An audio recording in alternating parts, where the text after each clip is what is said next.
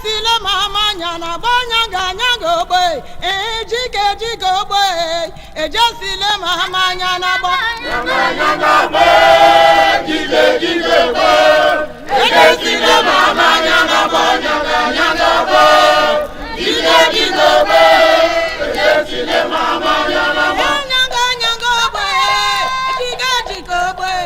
Ejesile mama nyana boy.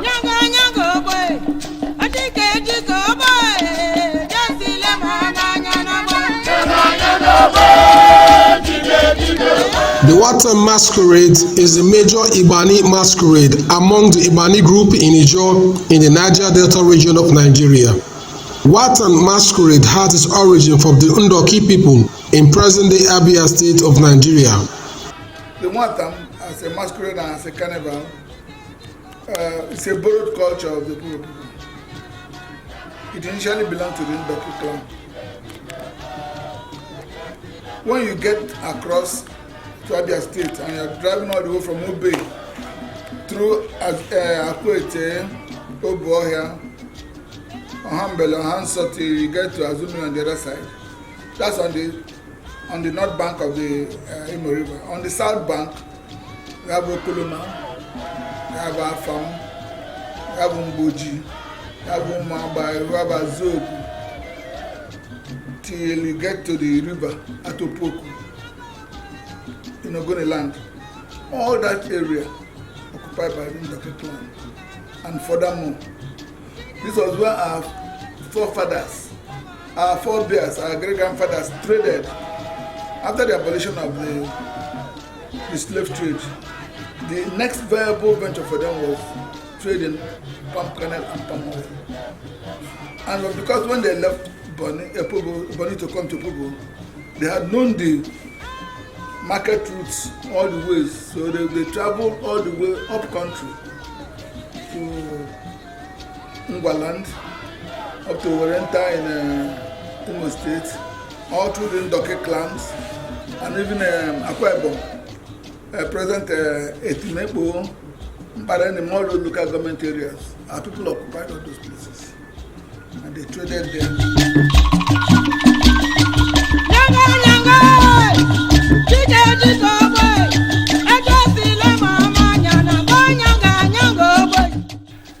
Yes, NWAOTAM, as the name implies, is the son or the child of Otam. That presupposes that there is an Otam before having a Nwa. And it's a culture that was adopted from the Bajikri community in Ndoki. And of course, you know that the Ndoki people are Ibani people, they are part of Ibani people, they are Ijaw people, you know, and of course in the process of migration from the western Ijaw, while their kins and then migrated to the Imo River and then found themselves in the Ibani River and got settled there. They themselves lost their kins and then were traversing along the Imo corridor. And when the boys would ask them, "Who are you people?" and they don't also understand the language, and they would just say, "Wamina Podokia." You know, that is, we are looking for our brothers. And the people adulterated that and said, "This Ndoki people, that's the name." So we have this common affiliation. Then when all of us were born in, until the people also seceded from civil war, and before it was founded, that affiliation was still there. So the people had trading settlement in the Ndoki areas. So also does the Boni people. And it was said that amongst the Ndoki people then, that corridor, there were the Otam tribe, which we're not quite sure of who they were. There were these Otam that were looking fierce, had very weird-looking tribal marks. They were known to have strong physique and deals with mediums. You know, that frightens people. And these tribes were there doing so many things among the people until a point.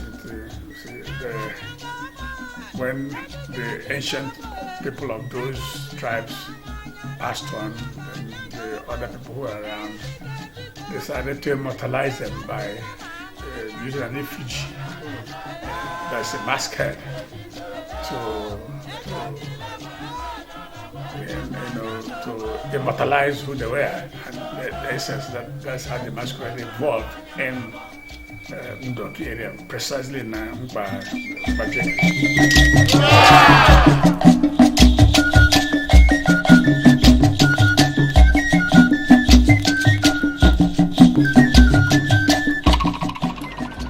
The NWAOTAM masquerade dance is, something that was brought from the Ndoki area by the 3rd Amayabo of Opopo Atobakwapo in 1920 with Chief Captain Oranta of Queenstown.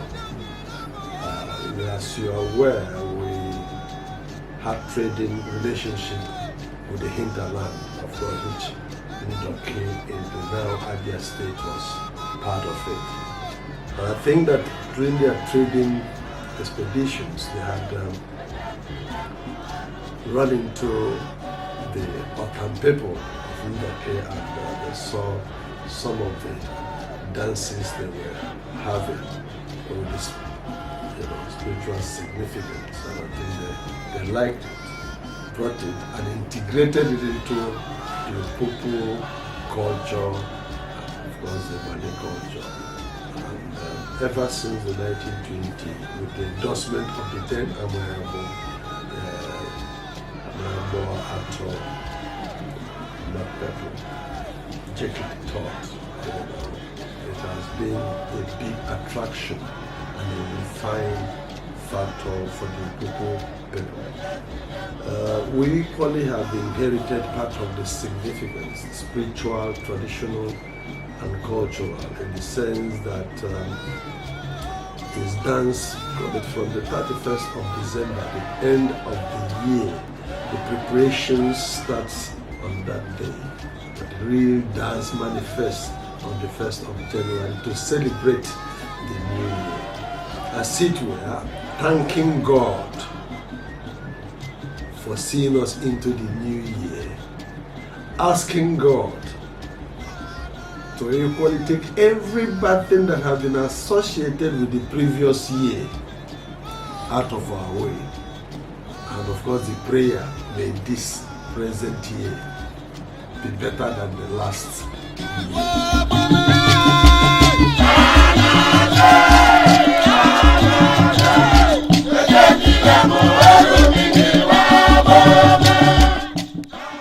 The first place that the NWAOTAM was played in Opobo Kingdom was in Queenstown.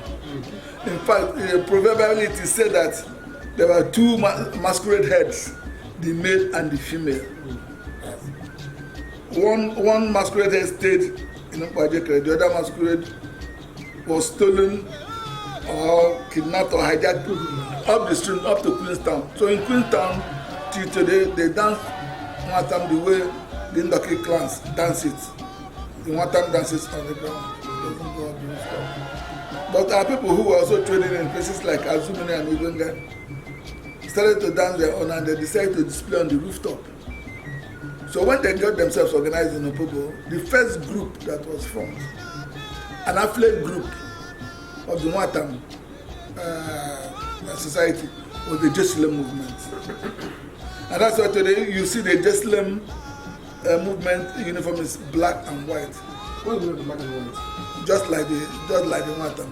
But the difference now is that the NWAOTAM black and white is border black, thin white, border black, thin white. But other groups were formed between 1929 and 1935. Mafonogu, Iyeke. But Jerusalem was getting too powerful and too arrogant for themselves.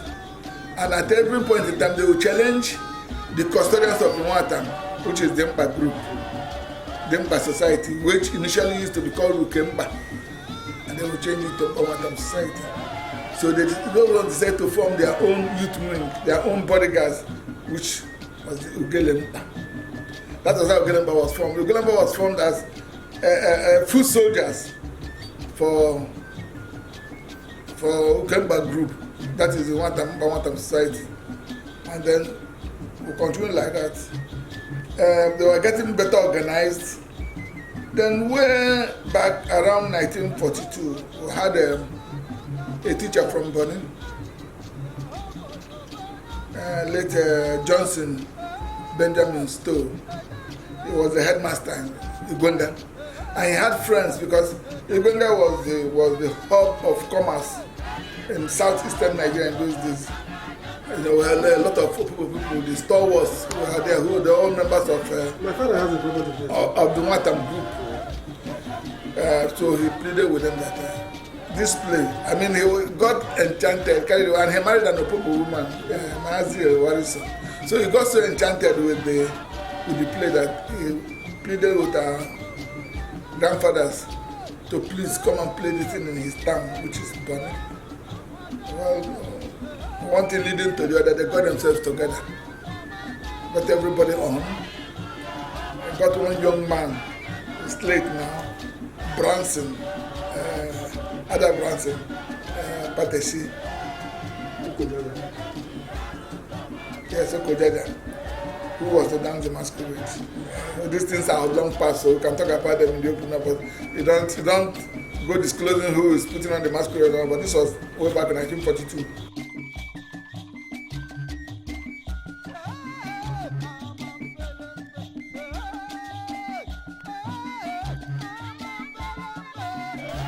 The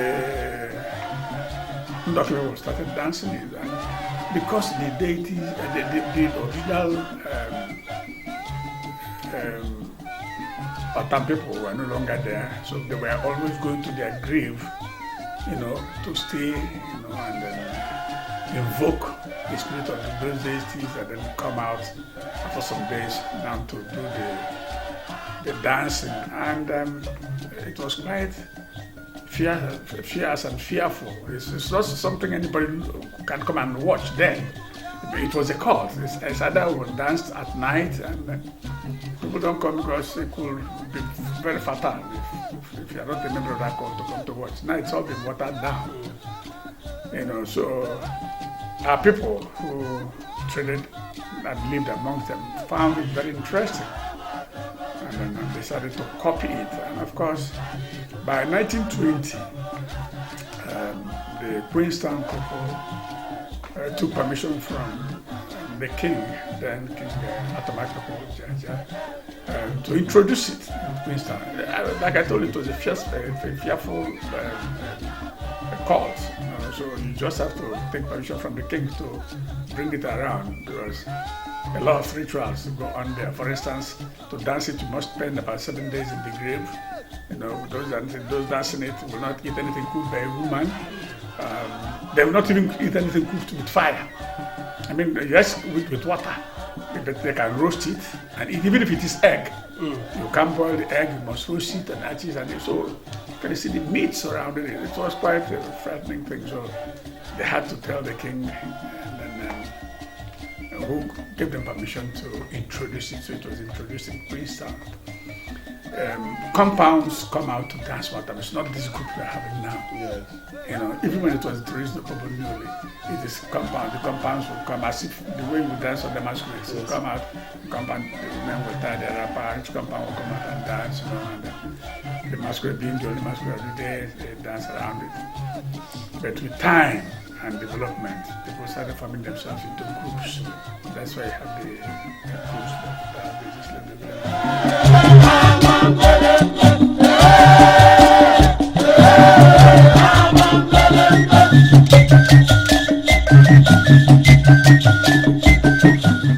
when the NWAOTAM comes out from the groove and is going around the town, if he passes in front of your house and it doesn't run, you won't see the NWAOTAM if you're an old person. So a lot of people end up not seeing the NWAOTAM from year to year. So King Mapepu said, why not make this display where people who don't have the opportunity of receiving this NWAOTAM in their houses, we still see the NWAOTAM. So they decided that when the NWAOTAM plays, before the NWAOTAM finish the place over, the NWAOTAM will go on the rooftop, climb the rooftop to dance on the rooftop. So those who did not see it, I mean, if we are not opportune, that the NWAOTAM doesn't pass in front of my house, but if I come out to the city, to Opuari, I'll be able to see the NWAOTAM on the rooftop. So those last 15-20 minutes of the NWAOTAM displaying on the rooftop, became sine qua non. Everybody wanted to come out, So the elderly ones, they will hold them by the hand and they will be there watching. And then when the NWAOTAM displays and comes down, for them, they are satisfied. For 1 year, they can come back next year to see the NWAOTAM, but they've seen NWAOTAM for that year. So that was how the dancing on the rooftop became like a norm. But if you take off Azumini and Igwenga, where people reside and dance NWAOTAM on Christmas Day, and Bonnie where they dance on Christmas Day, when we dance in the Popo, they dance on the rooftop. But the other Ndoki villages, NWAOTAM dances on the ground, displayed on the ground, and like the one of Mbajekre, very vicious, very tough. I mean, if you've not watched it before, you've not seen anything like it. You can only compare it to the one of Queenstown. I mean, in terms of performance, crowd pulling, and before you say Jack Robinson, from here, if you turn around, NWAOTAM has got. You can find it in another place. That is how it goes, and everybody is on his toes. But the one of Popo Town and the environs and so on, even the ones that boys dancing Port Harcourt here, on the rooftop. So if you have not seen the NWAOTAM from morning till evening, come out to the arena and then be watching when the NWAOTAM will be at the rooftop, and then you will see it and you enjoy your play. Ejesile mama nyana banyanga nyanga boy ejike boy ejesile mama nyana nyanga boy jike boy ejesile mama nyana boy jike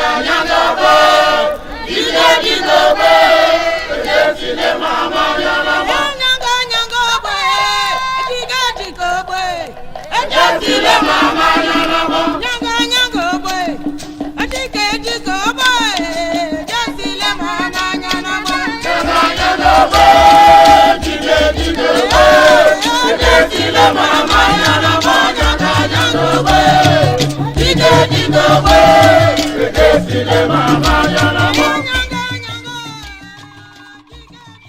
King Arthur Makpepel, the third amenable of Opobo, after the death of King Jaja of Opobo, and his son, Prince Sunday Jaja, introduced NWAOTAM to Opobo town from Queenstown in the 1920s.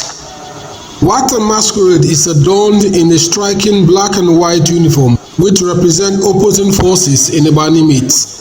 The NWAOTAM masquerade dances with a broom known as Sunju, which symbolizes blessing and defense from attack. The NWAOTAM masquerade comes with those who belong to the society that brings it out, called the NWAOTAM. And if you see their dressing, it's black and white, and of course the NWAOTAM with his head marked with the body black and white material, raffia and all the other things that it holds, and the broom. The black and white costume signifies the reality of our world and our world view. That there are the bad and the good. Or in modern day way we say there is the good, the bad, and the ugly. And so it's a kind of reminder that in this world you have good people, bad and good generally. But with the broom is the cleansing symbol that the masquerade had come to clean everything that is bad. And on the other hand, it has an egg, that it has on a saucer called, that it holds. The egg signifies fruitfulness, fertility. Indeed, if the masquerade comes in and a pregnant woman sees it, there has to be some rituals, to make sure that the baby that is expected does not start dancing or behaving like the NWAOTAM at birth. And so that's our worldview, and it has worked for the people, over the years. And then, of course, the society that brings it out believes Uba means the grave, that everybody will return 6 feet. So whether you are good or bad, just remember that we are all equal. It's like you came into this world and finally you will go down 6 feet to the grave when your God calls you. In that remembrance is the fact that you must do good. And so when you see the NWAOTAM masquerade, it's like, let's cleanse everything that is bad, grudges, wickedness. NWAOTAM has a structure. Various cultural groups such as Ogelengba, Ofonugu, Ejesilem are part of the NWAOTAM dance troupe.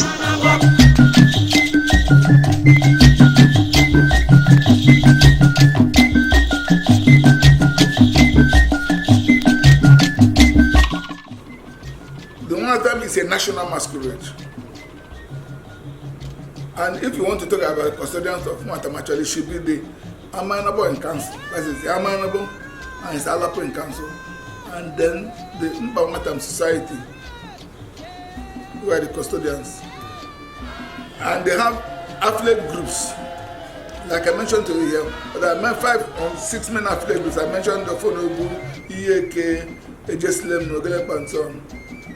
Each of these affiliate groups have their own controlling executive. They have their national executive. They have what they call their inner circle. Those ones control the groups, and then those people pay allegiance to NWAOTAM society, of which I'm the president, and we pay allegiance to His Majesty, the King, who is the only patron we have. So you see, it's a hierarchical type of thing. So what makes the NWAOTAM in Opobo more significant? I don't want to be sounding biased, this is documentary, but you see that the NWAOTAM in Opobo seems to be more pronounced than the one you have in Bonny or in spite of the fact that Bonny has LNG and all the money and all they could actually pump so much money in it. The Bonny NWAOTAM became something of a showpiece maybe in the last 10, 12, 15 years. Remember that it was initially Shell that was in Bonny as an oil and gas oil company. Well, they helped the bid they could, and then strangers would come into Bonny and go out of Bonny. But as the years went by, Mobil, TSKJ, LNG now, and so on and so forth, they're all there. So whether we like it or not, that's how the economy flows. That's how the economy is. There's plenty of money now in and around Bonny. The Bonny people make a good show of it, but that's for Christmas Day. Opobo as is for the New Year, and everybody knows that in this area now, it is Opobo that is, I won't say it's the origin, but Opobo is, when you talk about NWAOTAM is synonymous.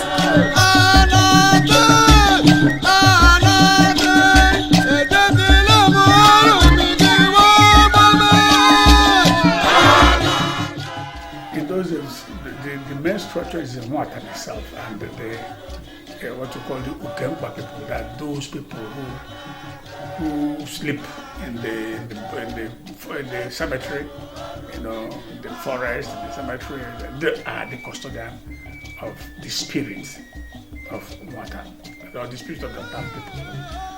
And then that is the major, the hierarchy in the structure of NWAOTAM. Then down the line are the compounds,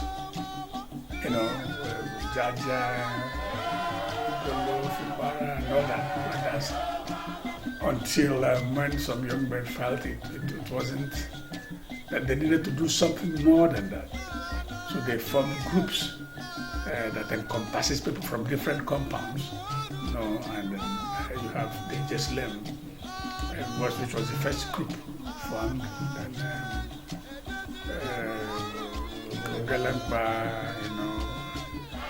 Ofonoguyeke, about 6 groups now, but before there were much more than that.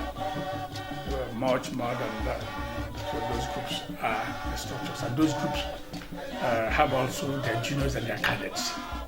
So they have, and the cadet group should be between the ages of 6 to 14. Then you graduate to the junior group, which starts from the ages of 15 to 17. And from 18, you move to the main.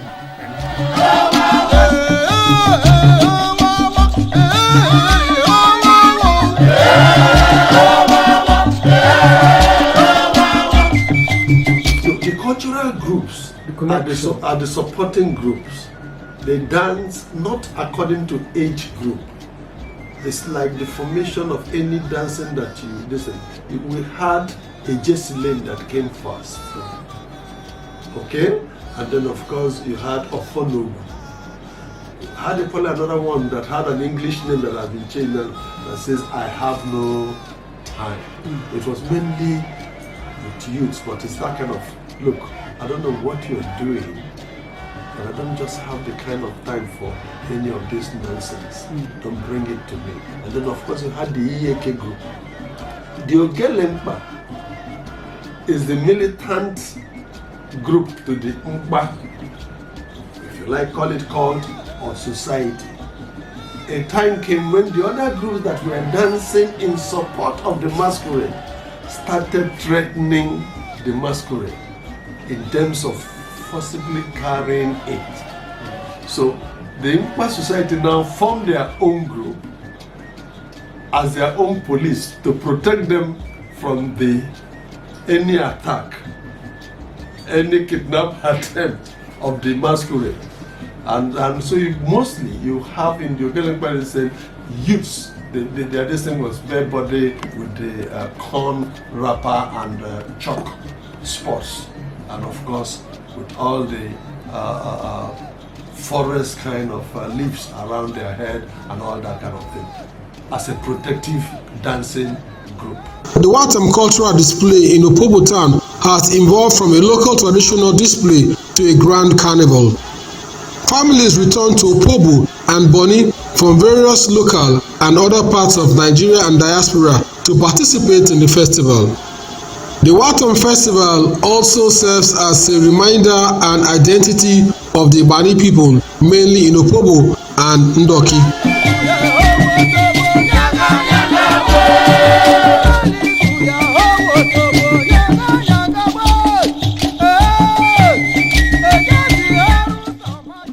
First, in Ndoki, they still dance NWAOTAM from their community base, that is the compounds and families who just come out and dance.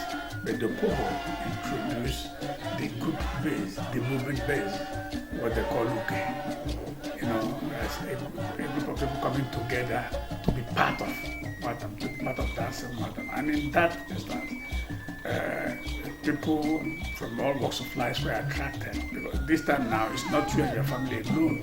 If you like this group and their uniforms and their drumming, then you join. Have your friends, come to join and all that. So that attracts a lot of people. Even those who come, visitors who come, if they're interested, they are permitted to join, provided they comply with the code of conduct of members. Around this time, all the people in diaspora, all the people in areas like Port Harcourt, now Abuja, Lagos, would come down. So it becomes a time of bonding where those you've not seen because of their different locations meet. So it's a time of bonding. The good thing about NWAOTAM is, if you're my cousin, you are in Russia, he's my cousin, he's in Germany, this one is America. One weekend that we can see all of us. Yeah, together.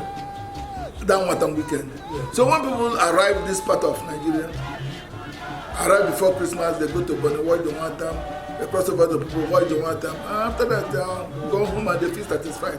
So the showpiece of NWAOTAM is now Opobo and Bonny. But the spiritual home of NWAOTAM is still in Kwajeka.